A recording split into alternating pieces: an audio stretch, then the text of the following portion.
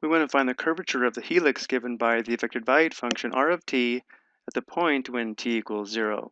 To find the curvature, we'll be using this formula here, but for a quick review, the curvature at a point measures how sharply the curve bends or how quickly it changes direction. So the larger the curvature, the more the curve bends or the more quickly it changes direction. For some examples, the curvature of a line is 0, and the curvature of a circle is equal to 1 divided by the radius. More formally, the curvature measures how quickly the direction of the unit tangent changes with respect to the change in arc length. So we can define curvature as we see here using arc length. We can also define curvature in terms of t by using the chain rule as we see here as well as here.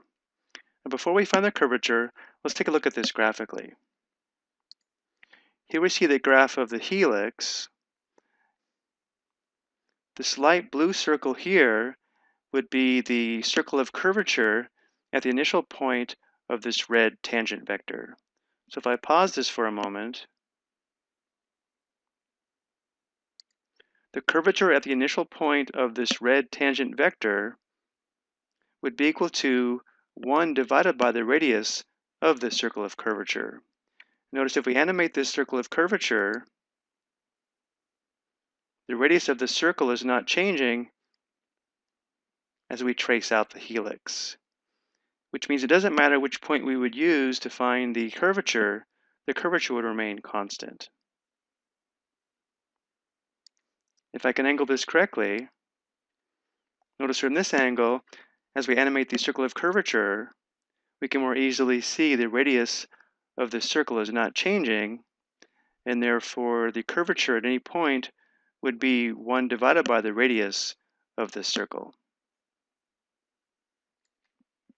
So going back to our example, we'll begin by determining r prime of t, then r double prime of t, evaluate those vectored valued functions at t equals 0, then we'll find the cross product of those two vectors, then find the magnitude, and then divide by the magnitude of r prime of 0 cubed.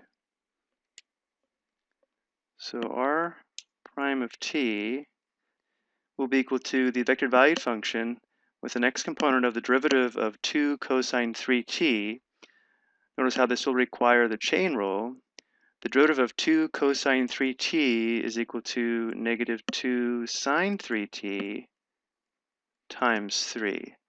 Remember, this 3 here is coming from applying the chain rule, which is the derivative of the inner function 3t.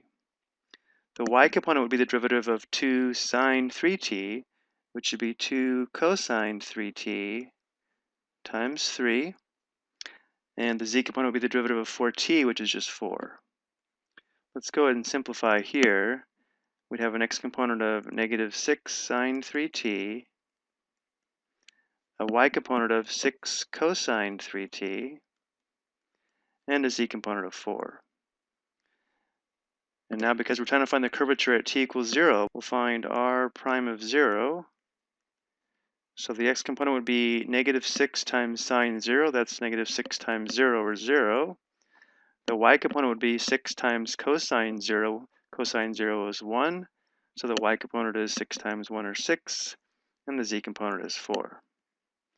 Now we'll find r double prime of t. So the x component would be the derivative of negative 6 sine 3t, which would be negative 6 cosine 3t times 3. The y component would be the derivative of 6 cosine 3t, so we'd have negative 6 sine 3t times 3.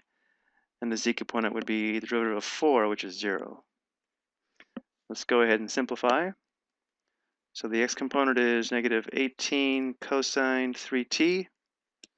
The y component is negative 18 sine 3t. And the z component is 0. So now we'll find r double prime of 0. So the x component would be negative 18 times cosine 0. That's negative 18. The y component would be negative 18 times sine 0. That's 0. And the z component is 0. So now that we found r prime of 0 and r double prime of 0, the next step will be to find the cross product of these two vectors. So to find the cross product, we'll set this up as a 3x3 determinant, and then evaluate that determinant by using expansion by minors. So r prime of 0 crossed with r double prime of 0 will be equal to the 3x3 determinant, where the first row would be the unit vectors I, j, and k. The second row would be the components of vector r prime of 0. So we have 0, 6, 4. The third row would be the components of the vector r double prime of 0. So we have negative 18, 0, and 0. And I will evaluate this on the next slide. So to use expansion by minors, we'll have a 2x2 determinant times I, and then minus a 2x2 determinant times j, plus a 2x2 determinant times vector k. To find the elements in this first 2x2 determinant, we'll eliminate the row and column of I. To eliminate row 1 and column 1, we're left with the elements 6, 4, 0, 0. To find the elements in this 2x2 determinant, we'll eliminate the row and column of j. So eliminate row 1 and now column 2, which leaves us with the elements 0, 4, negative 18, and 0. And to find the elements in this 2x2 determinant, we'll eliminate the row and column of k. So we'll eliminate row 1 and now column 3.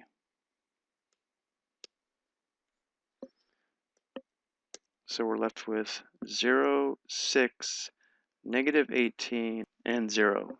Now we'll evaluate the 2x2 determinants. Here we'll have 6 times 0 minus 4 times 0. So that's 0 times vector I. Here we'll have minus, and then we have 0 minus 4 times negative 18, which ends up being plus 72. So we have minus positive 72 j. And then here we have plus 0 minus 6 times negative 18, which would be minus negative 108. So we have plus 108 k.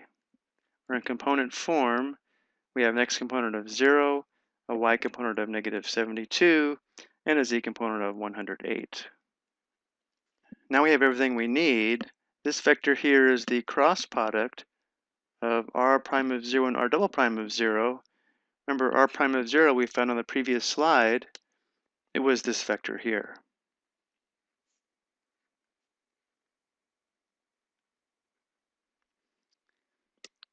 Which means the curvature k is equal to, so the numerator is going to be the square root of 0 squared plus negative 72 squared plus 108 squared.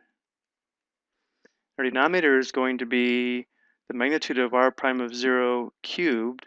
So we're going to have the denominator cubed, and the magnitude is going to be the square root of 0 squared plus 6 squared plus 4 squared.